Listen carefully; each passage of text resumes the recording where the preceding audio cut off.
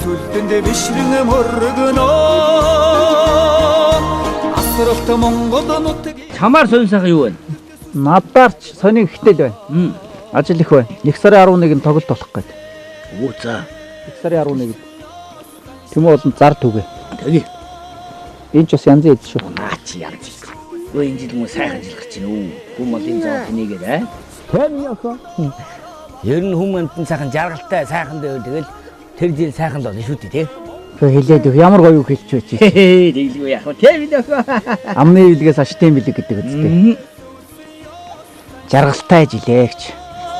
Монгол улсын соёлын тэргүүн ажилтан дуучин лодон банзрагч жаргалтай жилийн аялгау уран бүтээлийн тоглолт 2017 оны 1-р сарын 11-ний өдөр Монгол бүхий өргөөнд тоглогдно. Ерөнхий ивент итгэгч Овс хүнс чацрагны брэнд шүүс